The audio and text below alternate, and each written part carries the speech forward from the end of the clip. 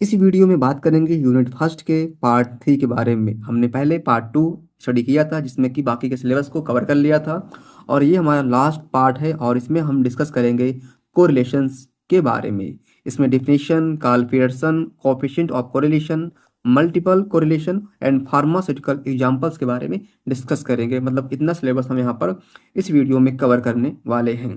हमारा पहला टॉपिक है कोरिलेशन। तो कोरिलेशन को पहले हम समझेंगे एक एग्जाम्पल के थ्रू। मान लीजिए सपोज दैट आप किसी जगह पर 1 घंटे काम करते हैं तो आपको मिलता है 200 रुपये, ठीक है। तो आपने काम करना बढ़ा दिया, उसके बाद क्या हुआ, आपने काम करना बढ़ा दिया, 1 घंटे के स्थान पर करने लगे आप 2 घंटे, तो आपको मिलने लगा 400 रुपये। फिर आपने किया 3 घंटे तो आपको मिलने लगा कितना, 600 रुपये। तो जो आपके काम करने की टाइमिंग है और जो आपका ये सैलरी है, इसमें क्या हो रहा है, आप टाइमिंग बढ़ा रहे हैं तो आपकी सैलरी बढ़ रही है। तो आपके टाइमिंग आपके सैलरी में जो रिलेशन है उसी को बोलते हैं क्या, को रिलेशन, ठीक है। इसको पहले हम समझें थोड़ा से वर्ड बाय वर्ड। तो को का मतलब होता है टुगेदर और रिलेशन मतलब होता है कनेक्शन या बोल सकते हैं रिलेशनशिप। तो आपके काम करने की जो टाइमिंग है, जो आपकी सैलरी है, उसमें क्या है, कनेक्शन है। इसकी डिफिनेशन हो जाएगी, correlation is a statical method used to measure the degree and direction of relationship between two variables. मतलब कि ये क्या है, ये वेरिएबल्स है, इसको बोलते हैं वेरिएबल्स। ये क्या है आपका, वेरिएबल। तो सारे जो डेटा आपके क्या है, वेरिएबल्स होते हैं। इनके भी मतलब जो कनेक्शन है, क्या है, कनेक्शन है, जो रिलेशनशिप है, उसी को क्या करते हैं, बोलते हैं कोरिलेशन। और उसको मेजर करने का हम यहाँ काम करते हैं। अब डायरेक्शन की बात करें, जैसे मान लीजिए आपकी सैलरी आपके काम करने से बढ़ रही है तो क्या हो गया, पॉजिटिव कोरिलेशन हो जाएगा, ठीक है।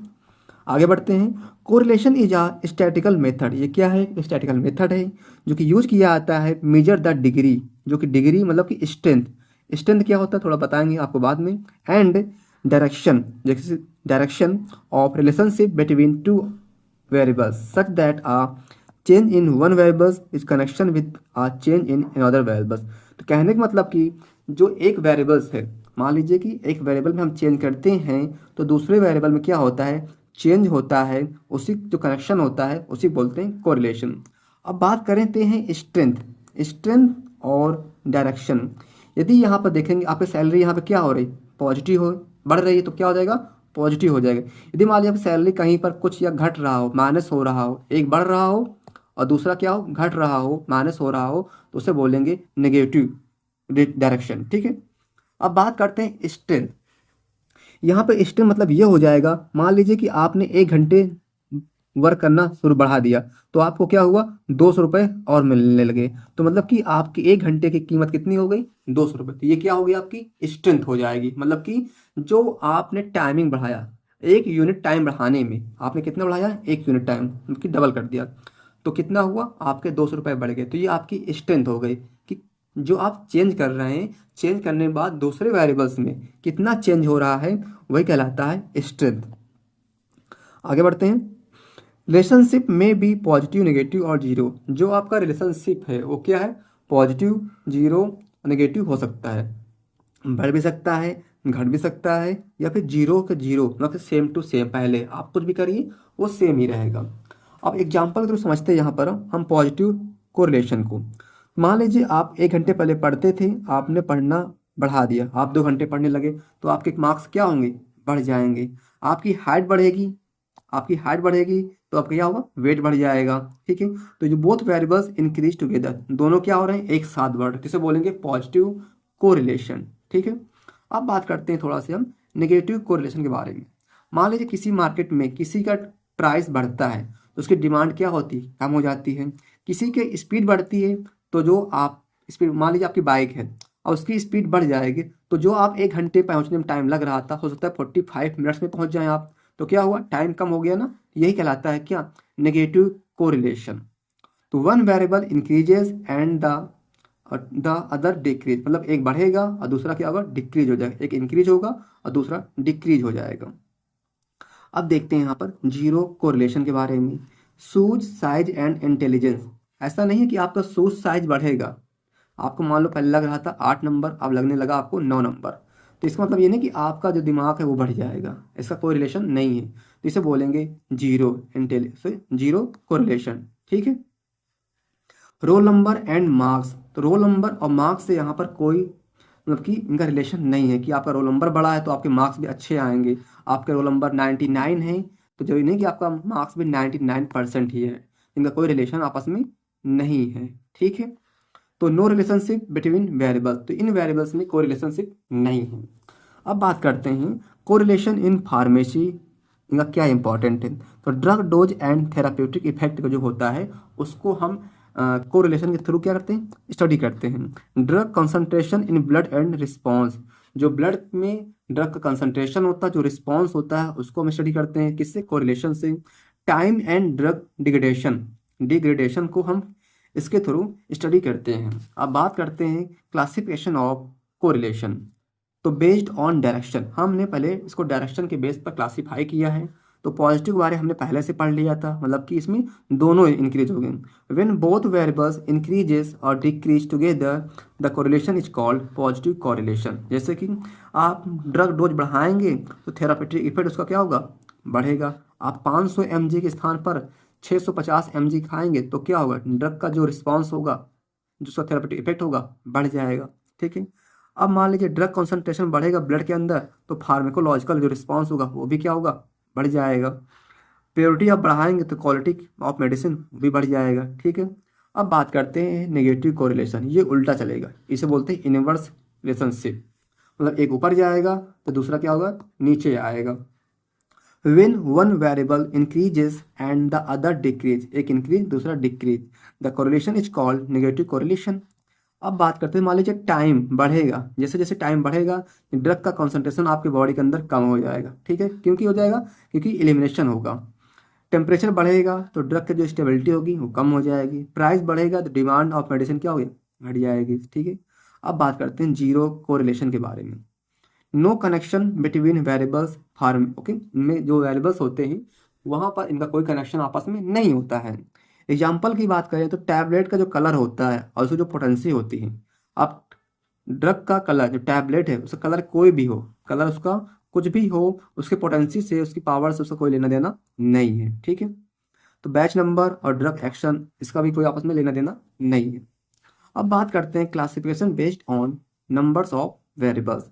तो हमारा पहला हो जाएगा simple correlation, correlation between two variables only. इसमें क्या होगा, जो वेरिएबल्स होंगे केवल दो होंगे, ठीक है। जैसे कि डोज और रिस्पॉन्स, यहाँ कितने वेरिएबल्स हैं, दो, एक और ये आपका दो। टाइम एंड ड्रग कॉन्सेंट्रेशन, यहाँ दो वेरिएबल्स हैं तो क्या हो गया, एक simple correlation. Used in basic pharmacological study, जब हम बेसिक फार्माकोलॉजिकल स्टडी करते हैं तो वहाँ पर सिंपल कोरिलेशन का यूज किया जाता है। अब नेक्स्ट हमारा इसमें हो जाएगा multiple correlation, correlation where one variables is related to two और मोर वेरिएबल्स, जब दो या दो से अधिक वेरिएबल्स से की उनकी कनेक्टिविटी होती, कनेक्शन होता है, उसे बोलते हैं मल्टीपल कोरिलेशन। जैसे कि डोज हो गया, age, body weight, metabolism, used in, इसका यूज किया जाता है कहाँ पर, use in clinical trial and research में इनका यूज किया जाता है, जहाँ पर डोज को भी ध्यान में रखा जाता है, एज को भी, बॉडी वेट को और मेटाबॉलिज्म को भी। अब बात करते हैं classification based on ratio and change direction, ratio of change direction, ठीक है। तो इसमें दो प्रकार का हो जाएगा, linear correlation and non linear correlation. एक में क्या होगा, ये सीधा ऊपर की ओर जाएगा सीधी लाइन में, उसे बोलेंगे लीनियर। एक में क्या होगा, टेढ़ा मेढ़ा जाएगा, ऊपर नीचे जा सकता है, उसे बोलेंगे नॉन लीनियर, ठीक है। When the relationship between two variables can be represented by a straight line, ये क्या है, स्ट्रेट लाइन है, ये क्या है, ये स्ट्रेट लाइन है, तो क्या हो जाएगा, इसे बोलेंगे linear correlation. The correlation is called linear correlation. The rate of change between variables remains constant, इसमें जो वेरिएबल्स होते हैं वो क्या होते हैं, सॉरी कांस्टेंट होते हैं, क्या होते हैं, कांस्टेंट, ठीक है। तो लाइन में स्लोप अपवार्ड, ये क्या हो जाएगा, अपवार्ड होगा, मतलब कि ऊपर की ओर जा रहा है तो क्या हो गया, अपवार्ड। मान लीजिए यहाँ से नीचे आ रहा, लेकिन सीधी आ रही तो क्या हो जाएगा, डाउनवर्ड, से बोलेंगे नेगेटिव। लेकिन क्या होगा, वो सीधा होगा, ओके, कहीं ऐसा नहीं होगा कि ऐसे ऐसे नहीं चलेगा, वो क्या होगा, तो सीधा होगा इस प्रकार से, तो फिर उसको इस प्रकार से होगा। यदि नीचे से ऊपर जा रहा है तो पॉजिटिव हो जाएगा, यदि ऊपर से नीचे आ रहा है तो क्या हो जाएगा, वो नेगेटिव हो जाएगा, ठीक है। जैसे स्टडी आवर्स एंड मार्क्स, आपकी स्टडी बढ़ेगी तो आपके मार्क्स बढ़ेंगे। एग्जाम्पल तो थोड़ा समझते हैं इसको अच्छे से। आप 1 घंटे पढ़ते थे तो आपके मार्क्स आते थे 20%, आपने 2 घंटे पढ़ना शुरू किया, आपके मार्क्स आने लगे 40%, 40%। आपने 3 घंटे पढ़ाई की तो आपके मार्क्स आ गए 60%। आपने फोर्स आर्ट्स पढ़े तो आपके मार्क्स आ गए 80%। तो यहाँ पे देखेंगे जो मैचिंग हो रहा था आपस में वो एक ही स्थान पे हो रहा था, वन प्लेस पे हो रहा था, तो एक लाइन क्या बनेगी, सीधी बनेगी। ठीक है, अब देखते हैं नॉन लीनियर कोरिलेशन, इसके बारे में थोड़ा समझते हैं। When the relationship between two variables does not follow a straight line, मतलब कि वो स्ट्रेट लाइन को फॉलो नहीं करते हैं, and is represented by curve, ये क्या बन गया यहाँ पर, कर्व बन गया। The correlation is called non linear, या बोल सकते हैं कर्विलीनियर कोरिलेशन। जैसे कि एज, आपकी एज बढ़ेगी तो आपकी लर्निंग एबिलिटी बढ़ेगी। जैसे मान लीजिए आपकी एज बढ़ रही है, ये आपकी एज बढ़ रही है, लेकिन जैसे आपकी एज और बढ़ेगी, आप 30 के बाद 40 50 के बाद जाएंगे तो आपकी जो लर्निंग कैपेसिटी होगी वो कम हो जाएगी। ठीक है, तो क्या बन जाएगा, यहाँ पे एक कर्व बन जा रहा है। ठीक है, स्ट्रेस एंड परफॉर्मेंस, यदि आप थोड़ा सा स्ट्रेस लेते हैं एग्जाम के बारे में तो आपकी पढ़ाई क्या होगी, आपकी स्टडी बढ़ जाएगी, लेकिन आप अधिक स्ट्रेस ले लेंगे तो आपकी जो स्टडी होगी वो कम हो जाएगी। ठीक है, time and drug concentration, time बढ़ेगा, ड्रग कॉन्सेंट्रेशन आपकी बॉडी में बढ़ेगा, लेकिन एक समय बाद क्या होगा, उसका कॉन्सेंट्रेशन आपकी बॉडी में कम हो जाएगा। ठीक है, इसे बोलते हैं कर्विलीनियर कोफिशिएंट, या सॉरी कोरिलेशन। नेक्स्ट हमारा पॉइंट इसमें हो जाएगा कोरिलेशन कोएफिशिएंट। इसका हम समझेंगे वर्ड बाय वर्ड। कोरिलेशन मतलब हो जाएगा रिलेशनशिप बिटवीन वेरिएबल्स, सिंपल सा, और कोएफिशिएंट क्या हो जाएगा, numerical value that measures something, जो किसी को मेजर करता है उसे बोलते हैं कोएफिशिएंट, और इसको हम यूज करते हैं मेजर करने के लिए, मतलब कि नापने के लिए, मापने के लिए। The correlation coefficient is a stat measure, ये क्या है कि स्टैटिकल मेजर्स है दैट इंडिकेट करता है how strongly and which direction two variables are related, मतलब कि जो हमारे वेरिएबल्स हैं वो किस डायरेक्शन में है, पॉजिटिव है कि नेगेटिव है। ठीक है, और कितने स्ट्रांगली हैं, मतलब कि 1 यूनिट चेंज करने पर, ठीक है, 1 यूनिट चेंज करने पर कितना चेंज हो रहा है सेकंड यूनिट में। मान लीजिए आपने 1 घंटा पढ़ना बढ़ा दिया, आप पढ़ते थे पहले 1 घंटे, अब पढ़ने लगे 2 घंटे, तो कितना फर्क पड़ रहा है आपके मार्क्स में, कितने परसेंट फर्क पड़ रहा है मार्क्स पर। मान लीजिए 1 घंटे आप अधिक पढ़ने लगे तो आपके 10% मार्क्स बढ़ गए, तो ये हो गया आपकी स्ट्रेंथ। ठीक है, तो the correlation coefficient is a statical measure, ये क्या है, स्टैटिकल मेजर है। ठीक है, its value always lies between -1 and +1, तो इसकी जो वैल्यू आएगी, जो आपका आंसर आएगा हमेशा वो -1 से लेकर +1 के बीच में आएगा, या -1 भी आ सकता है। Correlation coefficient is denoted by small r, और इसे स्मॉल r से डिनोट करते हैं। अब थोड़ा इसमें आप चार्ट बनाकर इसको और अच्छे से एक्सप्लेन कर सकते हैं। ठीक है, तो ये आपका हो गया क्या, कोरिलेशन क्या हो गया, कोरिलेशन कोएफिशिएंट मतलब कि स्मॉल r। ठीक है, अब इसकी जो मीनिंग है, और ये है टाइप्स ऑफ रिलेशनशिप, किस टाइप का है। यदि आपका जो आता है ना आर की वैल्यू, मतलब कि कोरिलेशन कोएफिशिएंट आता है, यदि +1 आ रहा है तो परफेक्ट पॉजिटिव कोरिलेशन, मतलब कि एकदम परफेक्ट माना जाएगा, और उसे बोलेंगे वेरिएबल इंक्रीज टुगेदर, और दोनों एक साथ बढ़ेंगे, तो एक बढ़ रहा है तो दूसरा भी क्या होगा, वो बढ़ेगा। ठीक है, यदि मान लीजिए 0 से बड़ा है और 1 से कम है तो उसे बोलेंगे पॉजिटिव कोरिलेशन, इसमें डायरेक्शन सेम होगा। ठीक है, मतलब कि ये भी बढ़ेगा और ये भी बढ़ेगा, लेकिन हो सकता है ये ज़्यादा बढ़े और ये थोड़ा सा कम बढ़े, लेकिन बढ़ेगा एक ही डायरेक्शन में।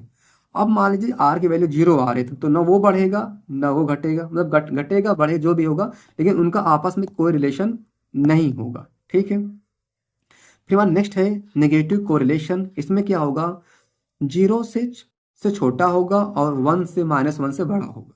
ठीक है, मतलब कि -1 से लेकर 0 के बीच में होगा, उसे बोलेंगे क्या हम, नेगेटिव कोरिलेशन।